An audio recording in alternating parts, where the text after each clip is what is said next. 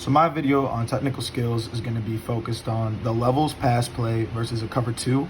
Now this technical skill is going to be used at the quarterback position in the sport of football. And so what levels pass play is, it's a pass concept, and we'll talk about the details in a minute, but I'm going over 4 things today, and I wrote it down, by the way, just so there's diagrams so it's a little bit easier to understand. So the first thing we're going to go over is pre-snap reads, then reading the coverage after the ball snap, and then 3 and 4 are going to be the ball placement, how you want to throw the ball to the receiver, and then the pass progression, how you read and which route you want to hit first. So here's the route, the levels route. The reason why it's called levels is because, as you can see, we have one receiver running a short 3 to 5 yard drag. That's the first level. You have the second receiver running an 8 to 10 yard in, which is the second level. You have the third receiver running a 10 to 12 yard post, getting to the third level. And then out here, you just have your regular fade, which would be the fourth level, deep. So versus cover two, we're going to talk about the pre-snap reads. So cover two is a defense that defensive coverage against pass plays that the defenses use. It is cover two because there's 2 deep safeties, and then that's what the 2 signifies in cover two. And then there's the 2 corners are staying short in the flats.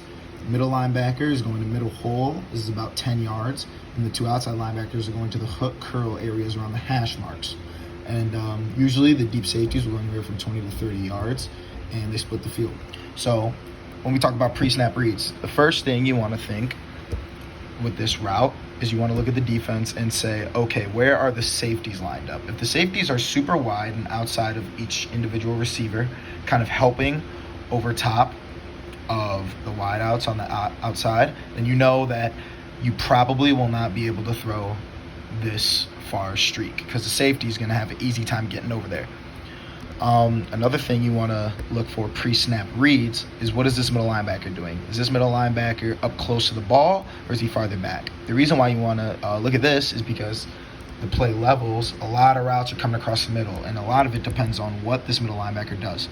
Before the snap, if he's lined up at 8 or 9 yards, which is deeper than usual, we're gonna think, okay, it looks like he's trying to get back to that middle hole where the opening is in the middle.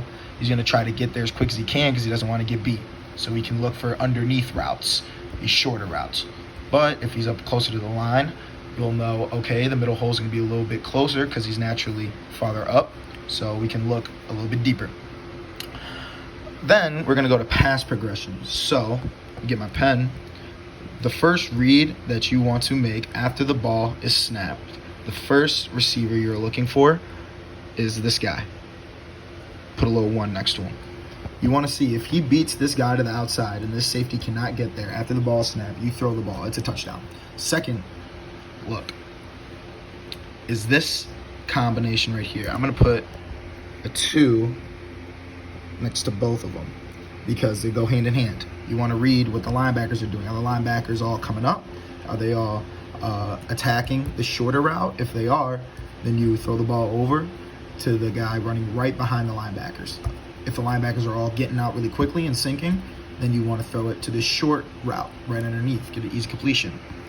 Third read is this backside post. The reason why it's the third read is because it takes longer to develop this route. He's running deeper. As we look up here, 10 to 12 yards is a lot longer than 3 to 5 and 8 to 10.